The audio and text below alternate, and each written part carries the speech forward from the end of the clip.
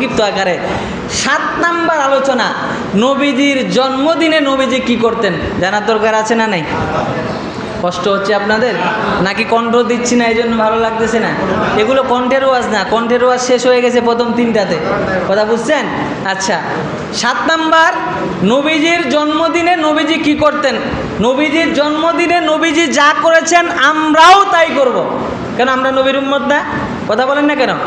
আমরা যেহেতু নবীর উম্মত, নবীর জন্মদিনে নবী যা করেছেন আমরাও তাই করব। ক্লাস একবারে ক্লিয়ার কথা। নবীর জন্মদিনে নবী যা করেছেন আমরাও কি করব? তাই করব।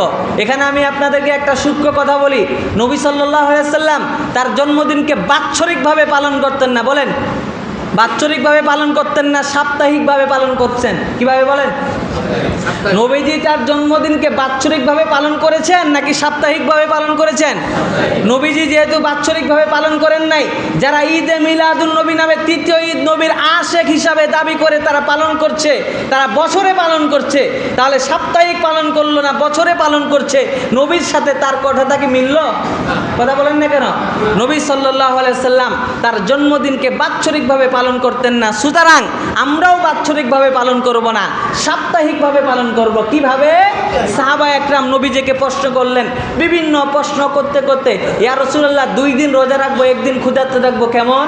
নবী বলতে বলতে এক পর্যায়ে বললেন, ওয়াসুইলা আন সাওমি ইয়াউমিল ইসনাইন, নবীজি সোমবার দিন রোজা রাখা সম্পর্কে আপনার ধারণা কি? সোমবার দিন রোজা রাখা সম্পর্কে আপনার মতবাদ কি? নবী তখন বললেন, ইয়াউমুন উলিদতু ফিহি, এই সাহাবীরা, সোমবার এমন একটা দামি দিন, এই দিনে আমি নবীজি জন্মগ্রহণ করেছি। আমি আমার জন্মদিন হ্যাপি বার্থডে টু ইউর মাধ্যমে পালন করি না। আমি আমার জন্মদিন দুনিয়ার সাধারণ ইংরেজ এবং ব্রিটিশদের যেই ধারণা, যেই আকিদা, এই আকিদাই লালন করি না।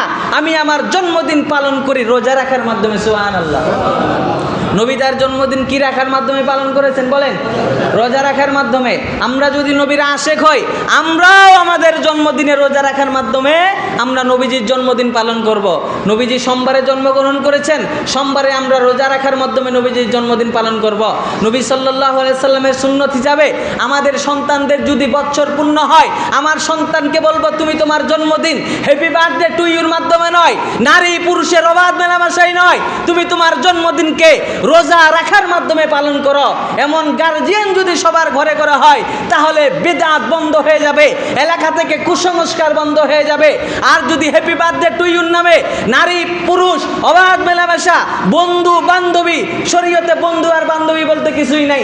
বন্ধু বান্ধবী শরীয়তে শুধু আছে মাহরাম আর গায়রে মাহরাম, কার সাথে দেখা করা জায়েজ, কার সাথে দেখা করা জায়েজ নয়।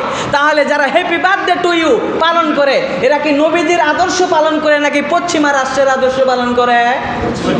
তাহলে নবীজির জন্মদিনে নবীজি কিভাবে পালন করতেন বলেন? রোজা রাখার মাধ্যমে।